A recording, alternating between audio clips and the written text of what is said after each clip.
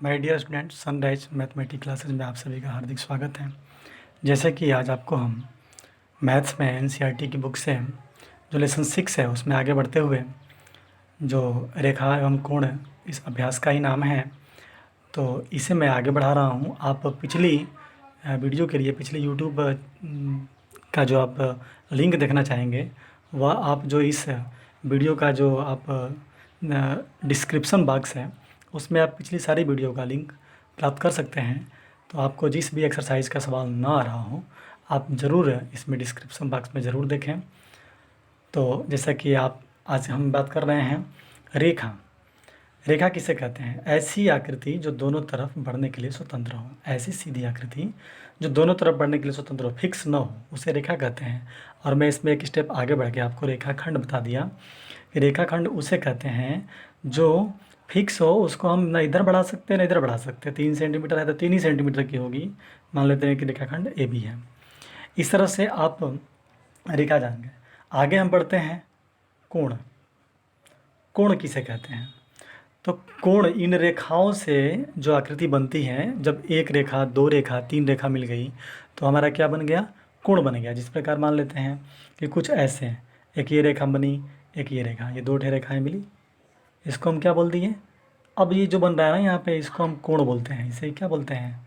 कोण। यहाँ पे जितना बना वो कोण है। कुछ इस तरह बन सकता है, ऐसे बन सकता है, ऐसे बन सकता है, किसी तरह की आकृति बन सकती है, या क्या है? कोण है। तो ये कोण कितने प्रकार के होते हैं? माय डियर स्टूडेंट्स, आपको छोटे क्लासों में पता होगा, मैं आपको बेसिक चीज़ें बता रहा हूँ, ध्यान दीजिएगा, जो आपके इस एक्सरसाइज में काफ़ी महत्वपूर्ण योगदान करेगा। तो आप ध्यान दीजिए, कोण। तो कोण कितने प्रकार के होते हैं? लगभग कई तरह के बताए जाते हैं, लेकिन हम आपको कोण 6 प्रकार के बता रहे हैं। कोण 6 प्रकार के बता रहा हूँ मैं। आप ध्यान दीजिएगा, मैं आपको हिंदी में ही सारा चीज़ समझा रहा हूँ, क्योंकि आप जब हिंदी में समझे रहेंगे तो आपको कोई विशेष दिक्कत नहीं आएगी। तो आप देखिए, ध्यान दीजिए कि पहला होता है जो हमारा, वह होता है न्यून कोण। मैं इसे आपको एक चित्र के सहारे बता रहा हूँ, आप उस चित्र को ध्यान दीजिएगा। तो एक इधर मैं फिगर बना लेता हूँ आपके लिए। माय डियर स्टूडेंट, आप ध्यान देंगे, इस तरह का कुछ, इसे मैं मान लिया 0, यहाँ पे हम 0 मान लिए। 0 अंश यहाँ पे जो है, या 0 अंश। जब यहाँ से ऐसे कुछ इस प्रकार से कोण बन गया, केवल इतने को देखेंगे तो यहाँ तक कितना हो गया? 90 अंश। अब जब इसे आगे बढ़ रहे हैं, यहाँ पे कितना हो गया? 180 अंश। अब ऐसे आगे बढ़ते जाएंगे तो ये कितना हो जाएगा? 270 अंश। 90 बढ़ता जाएगा। ये एक सीधी आकृति है, 90 अंश है, यहाँ भी 90 अंश है। समकोण का ये आकृति है। इस आकृति को ध्यान दीजिएगा, जहाँ ऐसा दिखेगा यह समकोण दर्शाएगा। फिर यहाँ पे 90 जुड़ा तो 180 हुआ, फिर यहाँ पे 90 जुड़ा तो कितना हुआ? 270।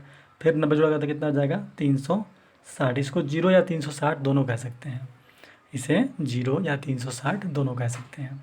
तो आप ध्यान दीजिए माय डियर स्टूडेंट, मैं आपको फिगर पे बता देता हूँ। तो जब 0 से अधिक और 90 से कम हो, यानी कि इस ग्राफ के इस अंतर्गत आए, तो इसे हम क्या बोलते हैं? न्यून कोण। आप ध्यान दीजिएगा माय डियर स्टूडेंट, इसे हम क्या बोलते हैं? न्यून कोण।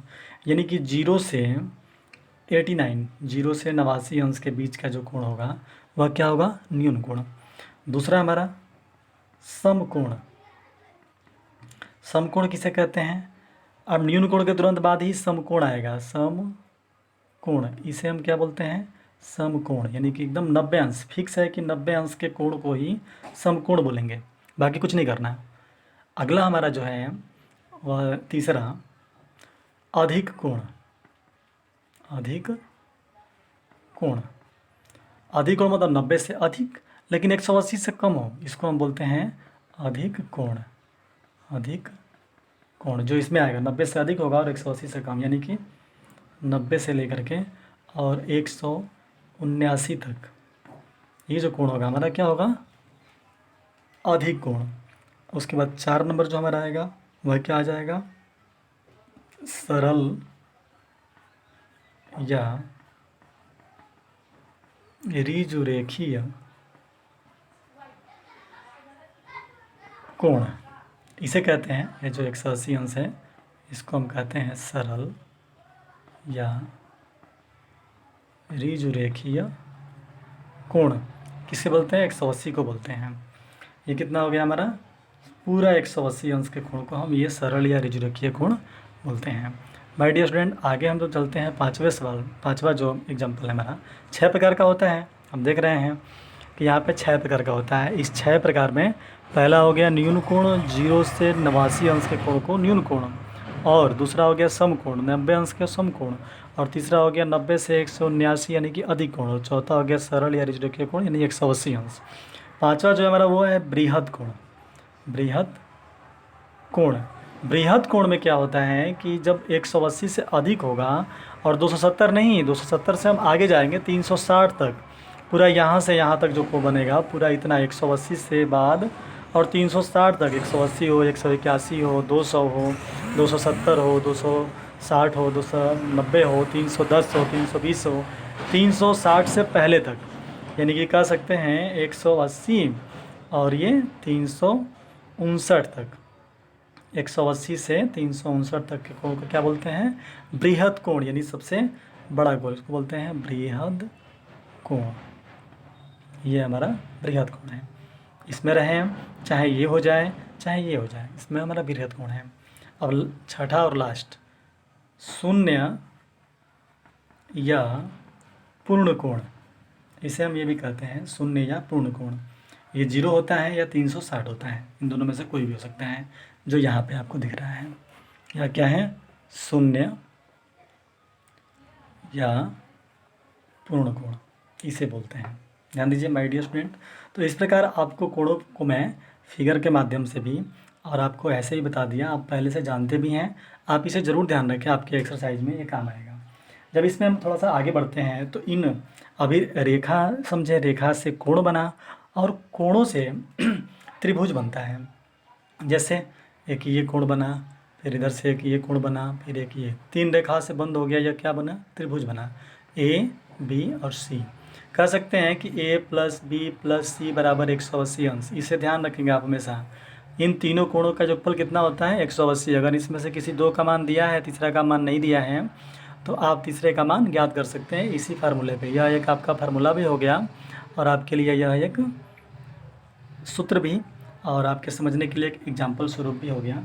आप ध्यान देंगे, अभी आपको मिलेगा अगर इस प्रकार का कुछ आकृति मिल जाए, सीधी आकृति, और कह दें कि इसमें से एक कोण दे दे और दूसरा पूछ दे। यहाँ पे मान लीजिए ए है और यहाँ पे मान लीजिए 90 अंश, 90 अंश नहीं, मान लीजिए कि 95 अंश, कुछ इस तरह का हो, तो आप ए का मान कैसे निकालेंगे? तो इसको हम बोलते हैं रैखिक युग्म। रैखिक युग्म एक ऐसा रेखा जिस पे दो कोणों का युग्म जोड़ा हो। युग्म मतलब ये होता है जोड़ा। तो दो कोण है, एक ये कोण और एक ये कोण, तो इसको कह सकते हैं a प्लस 95 बराबर 180 अंश।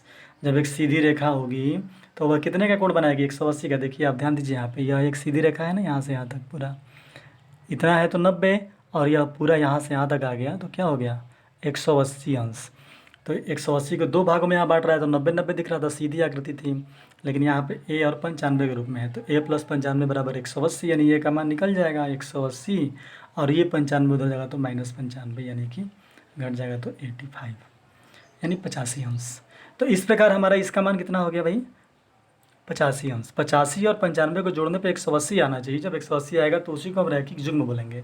रैखिक युग्म का मतलब ही होता है कि a प्लस बी बराबर 180 अंश। इसको मान लेते हैं a और इसको मान लेते हैं b। तो इस प्रकार हम कह सकते हैं कि कभी अगर समकोण के रूप में दिया हो तो समकोण में भी दो तरह का होगा, तो उसको हम बोलते हैं कोटिपूरक कोण।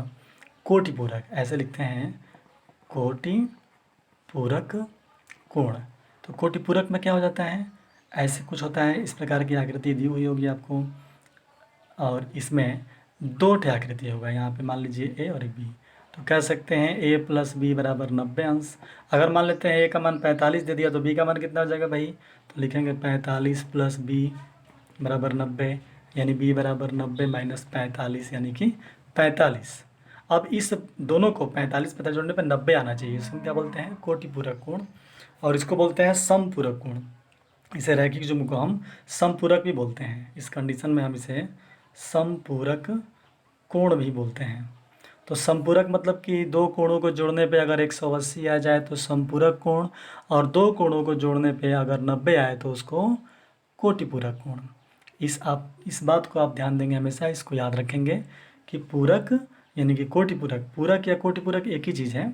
तो पूरक कहिए ऐसे, पूरक या कोटिपूरक, या क्या है, दोनों दो ऐसे कोण जिनको जोड़ने पे 90 आए तो पूरक, और दो ऐसे कोण जिनको जोड़ने पे 180 आए तो समपूरक।